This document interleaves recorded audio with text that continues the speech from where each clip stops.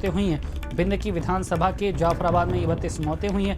गांव में स्वास्थ्य विभाग की टीमें भी नहीं आई हैं। गांव में न दवा वितरण है, न ही टेस्टिंग हुई है। असोथर में 22 मौतें, खागा कस्बे में 32 मौतें यहां पर सामने आई हैं। टेस्टिंग और जागरूकता की कमी से मौतें हुई हैं। प्रशासन कोविड आंकड़ों में इन मौतों को नहीं जोड़ रहा है।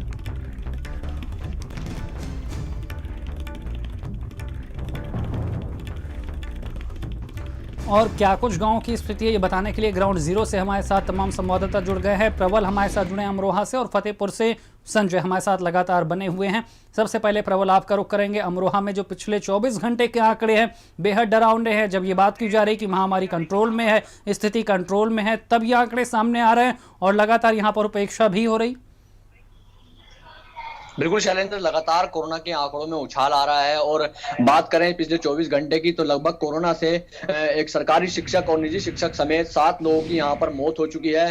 हालांकि जो प्रशासन है वो दावा कर रहा है कि जो कोरोना के संक्रमण के नए आंकड़े हैं वो गिरावट आ रही है, लेकिन जो मौत का आंकड़ा है वो लगातार यहाँ पर बढ़ता जा रहा है। तो कहीं ना कहीं जो एक टेस्टिंग की कमी है शैलेंद्र, वो यहाँ पर साफ तौर पर दिखाई दे रही है। शैलेंद्र, अगर गाँव की बात करें, गाँव का हम रुख करते हैं, लगातार भारत समाचार गाँव की रिपोर्ट दिखा रहा है, तो कहीं ना कहीं गांव में बुखार और खांसी के मरीज यहां पर लगातार मिल रहे हैं। टेस्टिंग नहीं हो पा रही है। अगर डींगरा गांव एक यहां पर पड़ता है, लगभग 2 महीने के अंदर 40 से 50 मौत वहां पर हो चुकी हैं। बिलोक गंगेश्वरी क्षेत्र का एक गांव गंगाचोली है, यहां पर 150 से अधिक बुखार के रोगी हैं। टेस्टिंग वहां पर नहीं होगा। बिल्कुल टेस्टिंग नहीं हो रही प्रबल, इसलिए परेशानी यहाँ पर लोगों की बढ़ रही है। हमारे साथ संजय लगातार फतेहपुर से बने हुए हैं। संजय, आज आपका कारवां कोरोना को कवर करते हुए फतेहपुर तक पहुंच गया है। फतेहपुर के हालात क्या है, कहां पर आप मौजूद हैं, वहां की स्थिति क्या है, वहां के लोगों का क्या कुछ कहना है महामारी को लेकर? बिल्कुल सर, मैं बताऊं आपको कि फतेहपुर जनपद के जो है ललौली इलाके की बात करें तो ललौली के साथ ही ललौली, जाफराबाद, खागा, धाता और तमाम और ऐसे जो गांव हैं जो यमुना कछार के गांव हैं, वहां के हालात मैंने देखे और बेहद ही जो है खराब है। गांव में तमाम लोग अभी भी बीमार पड़े हुए हैं और जो मौतें हैं वो लगातार बढ़ रही हैं। एक एक कस्बे में 100 से ज़्यादा की मौत ये बताती है कि कहीं ना कहीं कोरोना को लेकर के गंभीरता जिस तरीके से जिला प्रशासन को बरतनी चाहिए थी वो नहीं बरती गई, केवल आंकड़ेबाजी होती रही। अगर लेटेस्ट आंकड़े की बात करें तो जो सरकारी आंकड़ा है वो 8 संक्रमण एक दिन में संक्रमित 8 व्यक्तियों का जारी किया गया था, लेकिन ये आंकड़ा अगर ग्राउंड जीरो की बात करें तो सैकड़ों में है और हजारों में जो ग्रामीण अंचल है, खास करके जो कटरी इलाका, यमुना तटी इलाका है, वहां पर ये हालात बेहद खराब है। मौतें लगातार हो रही हैं। जमुना जी में लोग परवाह कर रहे हैं और वहां गांव में ही उसको लकड़ी से जला दे रहे हैं। तो ये हालात लगातार बने हुए। हमारे साथ कुछ ग्रामीण भी है जो मैं उनसे बात करता हूँ। किस तरीके के हालात है आपके क्षेत्र के और सरकारी अमला कितना आप लोगों को मदद कर पा रहा है? यहाँ पर कोई मदद नहीं हो पा रहा है। जिले में बीजेपी के 6 विधायक हैं, जिनमें 2 राज्य मंत्री हैं और 1 केंद्रीय मंत्री हैं माननीय सांसद जी, लेकिन यहाँ पर किसी प्रकार कोई व्यवस्था नहीं है। जितने भी लोग मर रहे हैं, आंकड़े सिर्फ जैसे आज के पेपर में दिखाया गया कि सिर्फ 8 लोग संक्रमित हैं और लेकिन यहाँ पर सैकड़ों की तादाद में लोग संक्रमित हो रहे हैं और उनके लिए कोई व्यवस्था नहीं हो पा रही है। जैसे मिट्टियाँ जो जाती हैं, अभी तक जो रेशियो रहा है, मान लो घाटों का तो वहाँ 10-15 बाडियाँ जाती थी, इस समय 60-65 से कम बाडियाँ वहाँ नहीं जा रही हैं। लकड़ी की वहाँ कोई व्यवस्था नहीं है। वहाँ पर लोग मिट्टी में दफना देते हैं और जैसे ही आंधियाँ चलती हैं, हवा चलती है तो वहाँ डेड बाडियाँ खोल के बाहर आ जाती हैं। लोग भी हैं, किस तरीके के हालात है? दावे तो बड़े बड़े किए जा रहे हैं और राजनीतिक समीकरण के देखें तो पूरे के पूरे विधायक भगवा में है यहाँ पर। जी, ये फतेहपुर जनपद में पूरे 6 विधायक, जो भी 6 विधायक हैं, 6 विधायक यहाँ भाजपा के हैं और 1 सांसद है वो भी भाजपा के हैं, वो भी कैबिनेट मिनिस्टर हैं यहाँ से। और यहाँ पर जो 2 मंत्री भी हैं भाजपा के, प्रदेश स्तर के राज्य मंत्री हैं, लेकिन यहाँ पर कोई व्यवस्था सरकारी कुछ नहीं हो भाई। सब मामला केवल कागजों में चल रहा है। यहाँ अगर यहाँ पर हकीकत में देखो अगर तो यहाँ पर कोई व्यवस्था नहीं है। लोग मर रहे हैं, लोग ऐसे जा रहे हैं। लकड़ी तटी और गंगा तटी की बात करें तो उन गाँवों में बहुत बुरे हाल है जो कोई CSC और PSC काम ही नहीं आती वहाँ पर।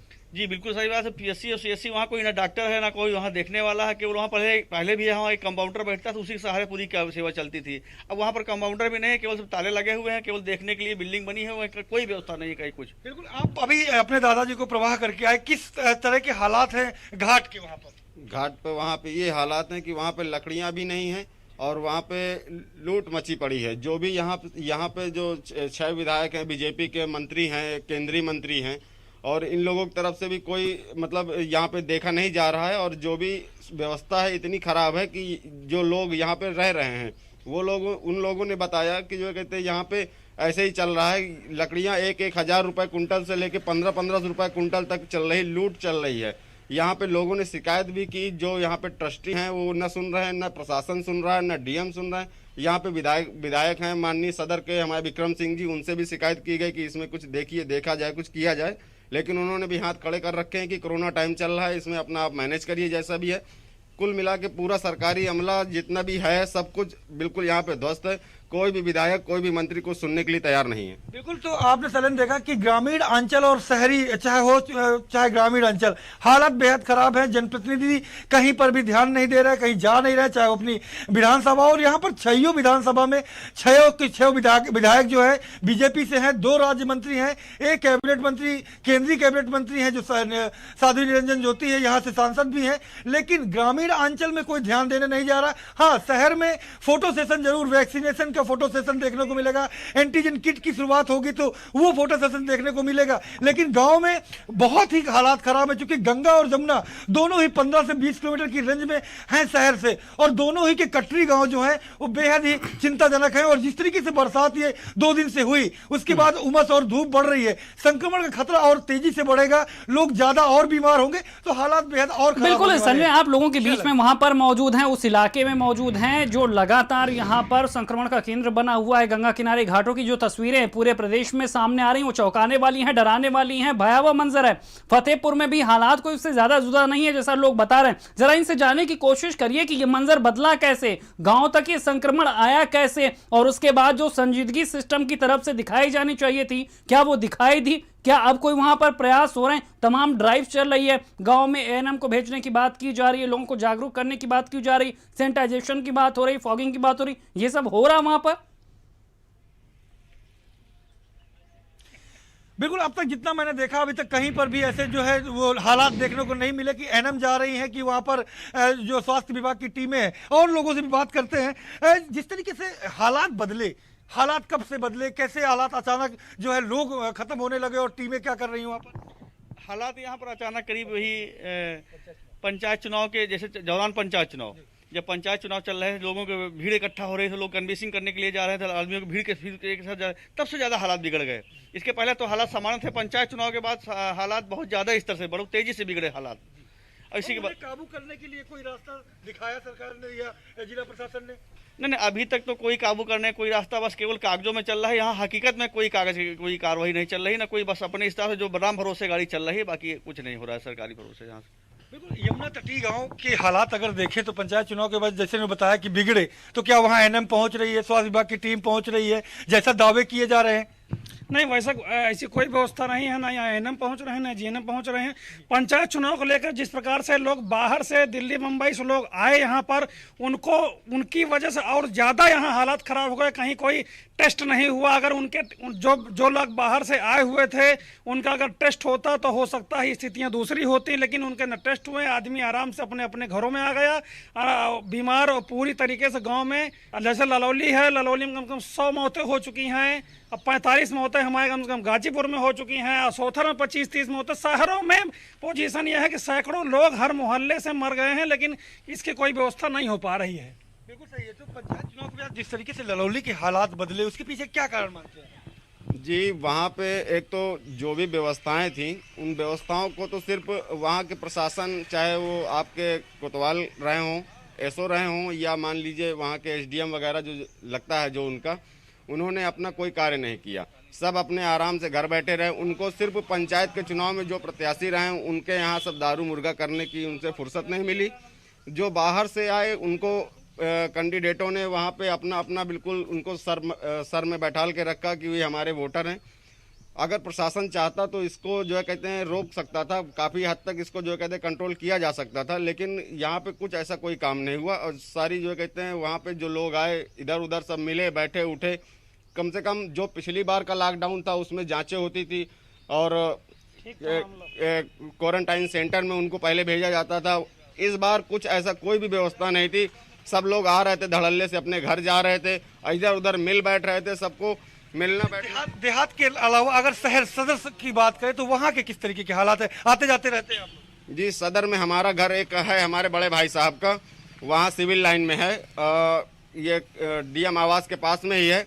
हम अभी कुछ दिन पहले ही गए थे वहाँ पे, जब अपने बाबा जी को वहाँ दिखाने गए थे, तो वहाँ हम जब गए थे तो वहाँ पे भाई साहब ने बताया कि सिर्फ सिविल लाइन क्षेत्र में 40 से 50 लोगों की मौत हो चुकी है। अच्छा, फिर शहरी क्षेत्रों में कोई जांच करने आया? क्योंकि ये तो सदर अस्पताल के नजदीक है, डीएम यही है, एसएसपी यही है, सारा ताना बाना जो है यहीं से पूरा जाता है। नहीं, शहरी अस्पताल में भी कोई व्यवस्था नहीं, कहीं कोई जांच नहीं हुई है, कहीं पर कोई मामला नहीं हुआ है। बिल्कुल संजय, यहाँ पर लोग बता रहे हैं कि किस तरह से यहाँ पर महामारी फैली, किस तरह से ये चुनौतियाँ लगातार बढ़ी। किस तरीके के हालात हैं? भाई साहब, हालात यहाँ सिटी के तो बहुत ख़राब हैं, क्योंकि यहाँ पे कोई व्यवस्था नहीं है। अगर वहाँ सदर हॉस्पिटल जाएंगे तो वहाँ पे अगर कोरोना की केवल जांच होनी है तो एक पर्चा काट के दे दिया जाता है, एम्बुलेंस बाहर खड़ी रहती उधर, और उसमें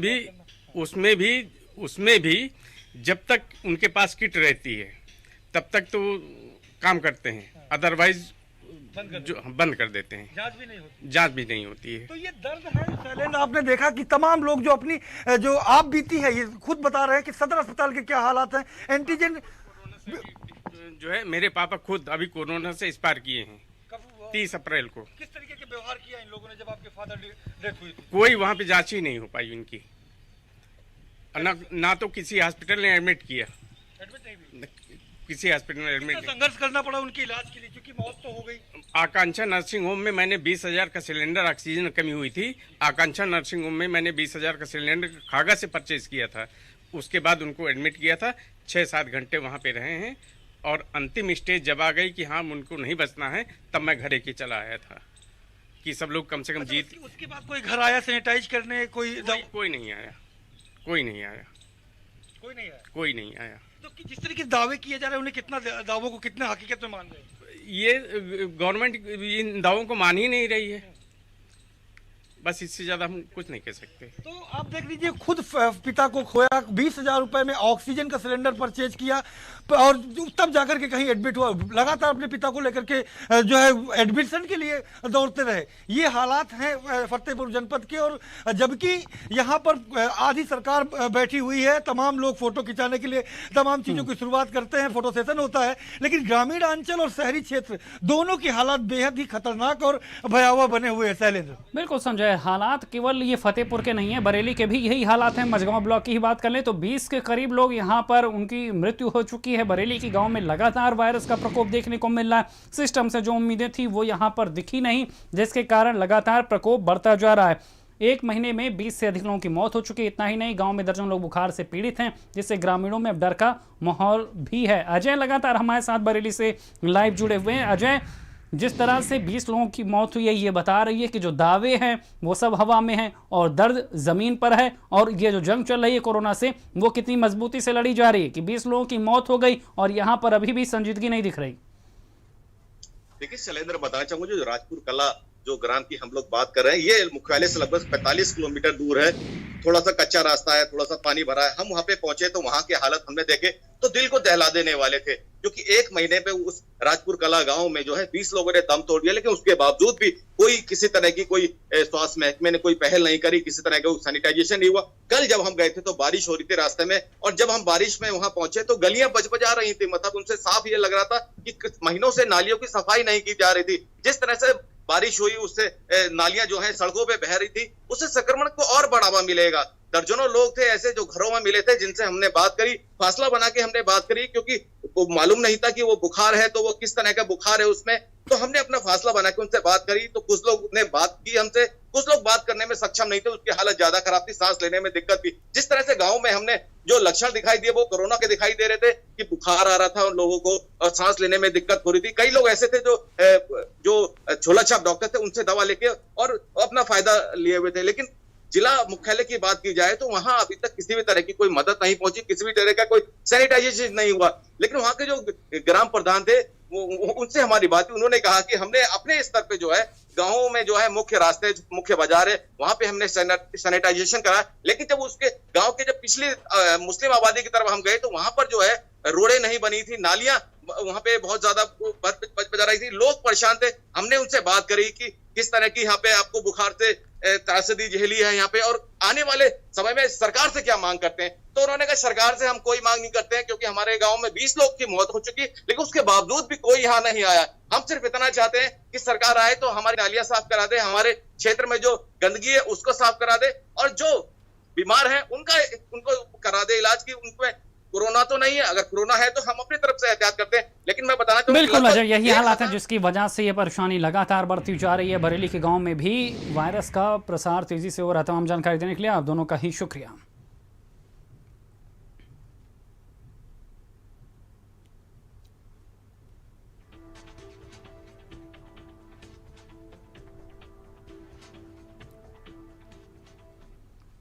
और अगली खबर देवरिया से है, जहां पर कोविड एमसीएच विंग में भर्ती मरीजों के इलाज की जानकारी को